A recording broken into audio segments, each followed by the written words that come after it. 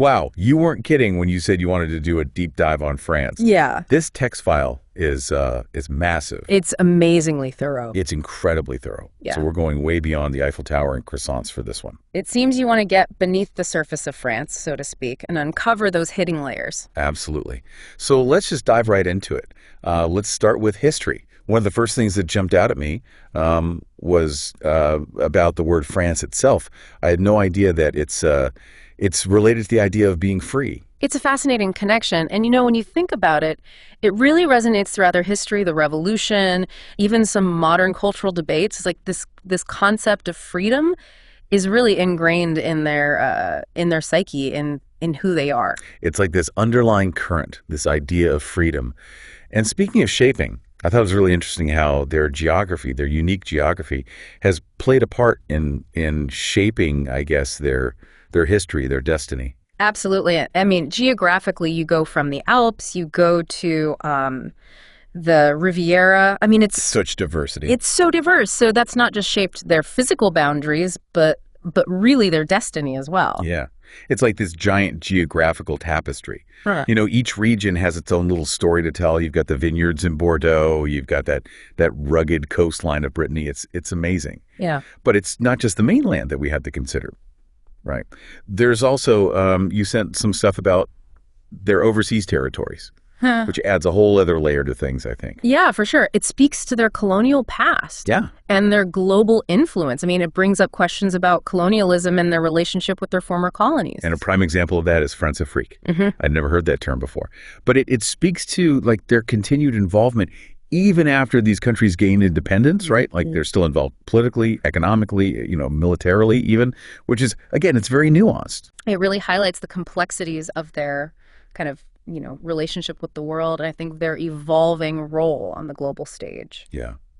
It seems like everywhere we turn, there's just this other layer of intrigue.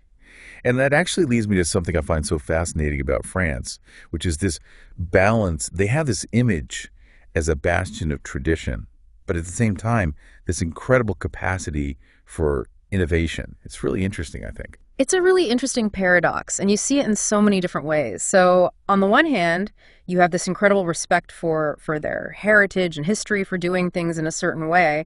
But on the other hand, they've been at the forefront of so many groundbreaking advancements, and they're not afraid to challenge the way things are. Like take nuclear energy, for example. I mean, did you know that they've been a world leader in nuclear power since the 70s? That's not the first thing you think of when you think of France, I don't think. But it speaks to this willingness to embrace new technologies, right? Oh, absolutely. And it's not just energy. When you look at their history of scientific and technological achievements, it's incredible. Medicine, I mean, even cinema, the way we experience film. Yeah. It started with them. The Lumiere brothers, they invented the motion picture camera.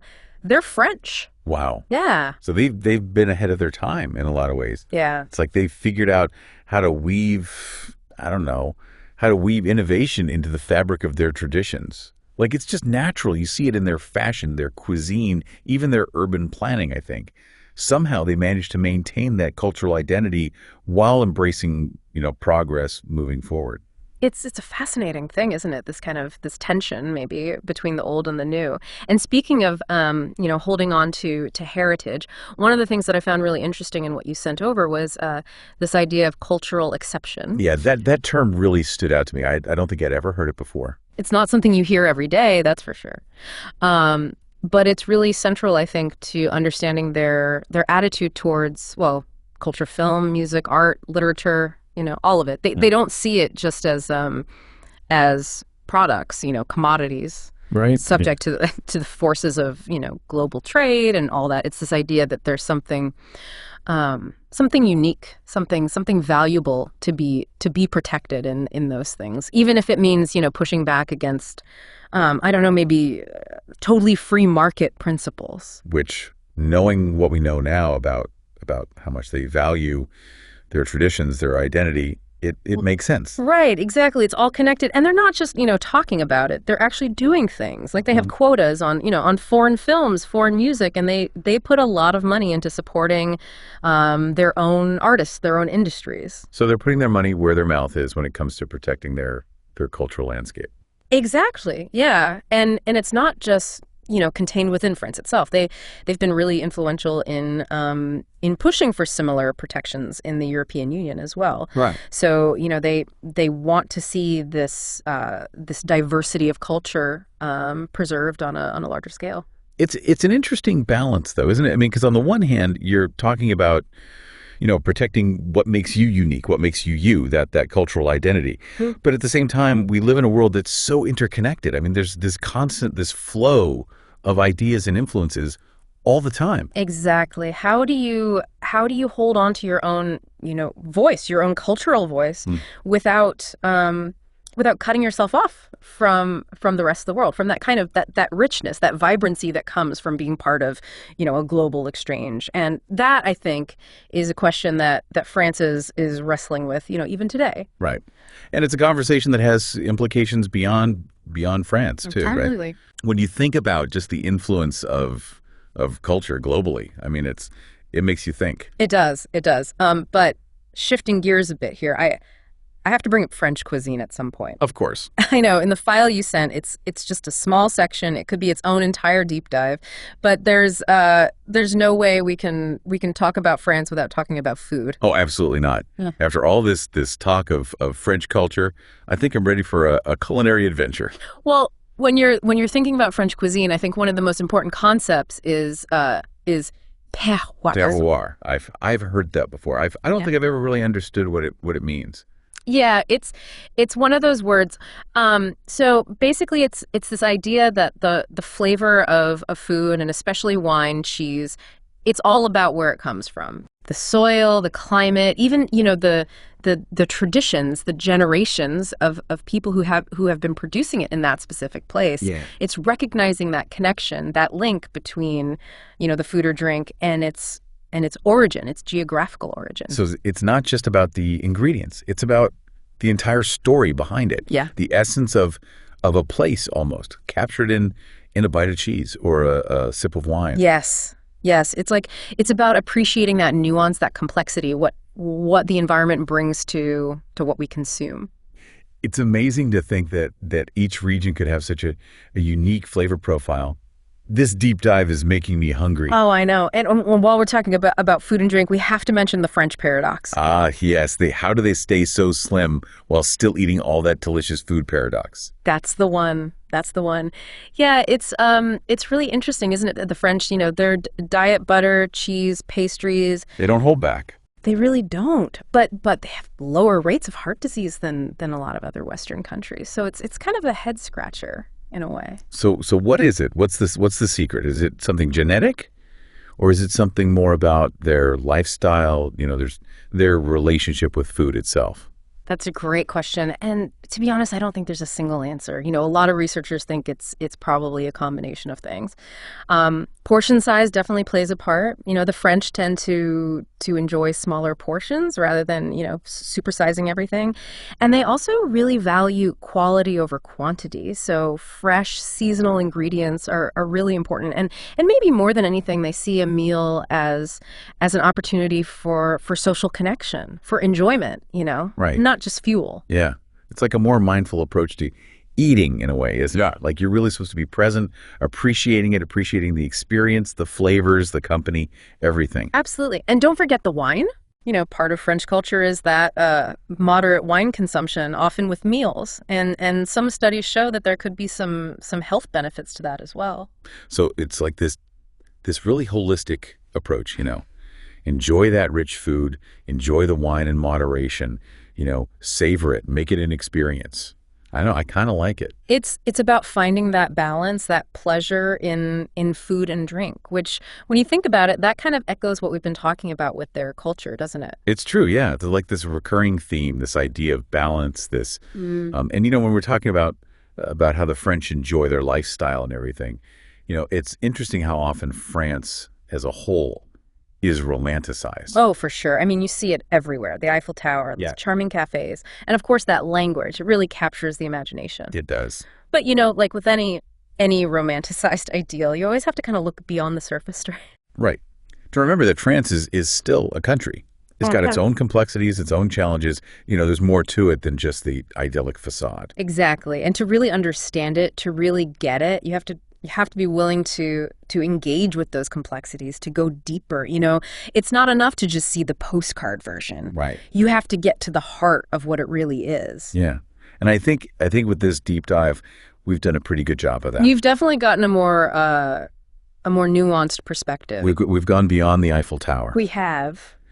And speaking of, seeing things from different angles, you sent over some information about some of the more tumultuous periods in their history too. The revolution, of course. Of course, yeah. Those moments where those ideals, liberty, equality, fraternity, all that, those were truly put to the test. Oh, yeah. I mean, the revolution was really a time of incredible upheaval. Like, they were completely reimagining what society should be, abolishing feudalism, the Declaration of the Rights of Man and of the Citizen. It really changed everything. Yeah. It's impossible to overstate how significant that was. But it also led to a time of, violence, of terror. Right. Which I think is just a reminder that even when revolutions are based on these really noble ideas, they can have unintended consequences. They do. Consequences that are devastating. And they often do, yeah. So I think the French Revolution is kind of a cautionary tale in a way, a reminder that progress isn't always, a straight line. It's messy. It is. It's full of wrong turns and sacrifices.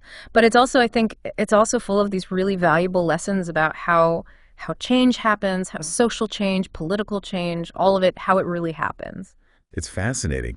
And, it makes you think, how are those events, how are they still shaping France today? And how does that speak to these struggles that are happening, everywhere in the world, the fight for freedom, equality, it's still going on. Yeah. It really makes you think about how, those ripples from the past just keep on going. But, even with all the complexities, all the things we've talked about, this deep dive into France, it's been really incredible. It has. We've covered so much ground, history, culture, innovation. Each layer just, reveals something new, something interesting. Absolutely. And I have to say, we've only just scratched the surface. There's so much more to dig into. Mm-hmm. But speaking of, things that are captivating, we can't wrap this up without at least touching on French art, music, literature, the influence it's had globally. Oh, absolutely. I mean, the French, they have this way of infusing creativity into everything, the grand halls of the Louvre, right? But then also, those little cafes where you hear jazz, drifting out. It's amazing. They have such a rich artistic legacy. It's incredible. And it's not just about, clinging to the classics. I mean, you have these iconic fashion houses, Chanel, Dior, all of that. But then they're always pushing the boundaries, always redefining what's next. It's like that fusion of tradition and innovation, Yeah. It's in their blood. It really is. It's like, it's in their DNA. They know how to honor the past, but also embrace these new forms, new expressions. I mean, look at their films. You think about the French New Wave back in the 60s, right? And even today, some of the most critically acclaimed cinema is coming out of France. They really have this unique voice, this cinematic voice. It's true. It's like they understand that creativity, it can't be static, right? It has to keep moving. It has to challenge the rules a little bit. Exactly. And it's not just in the, the fancy galleries and the cinemas. It's everywhere. You walk down the street, you see, the pastries in the window of a boulangerie. You see the street art. It's woven into everyday life. I know. It makes me just want to, get on a plane right now. I know. Me too. Just go experience it all. Right. But for now, I guess we'll have to settle for this. The vicarious journey we've taken. Exactly, this amazing deep dive that you've taken us on. But if you had to pick one thing, one takeaway, one lasting impression from all of this, what would it be? Ooh, that's tough. I think it would be this France. You can't put it in a box. You just can't. It's a country of contradictions, It's history whispering to you from every corner, but then bam, there's something new, something innovative. You have to be ready to be surprised, to have your expectations challenged a little bit. That's what makes it so interesting. That's a beautiful way to put it. It's like this tapestry, history, culture, and this je ne sais quoi, right? Something you can't quite put your finger on. It just draws you in. It does. I feel like I've only just started to understand it. And that, I think, is the beauty of a deep dive like this, right? It sparks something. It makes you want to keep digging, to keep exploring, even when the conversation's over. So to our listener, if you're out there, take what we've talked about and run with it. Keep learning. Who knows? Maybe one day you'll find yourself walking along the Seine, croissant in hand, experiencing it all for yourself. Until then, bon voyage.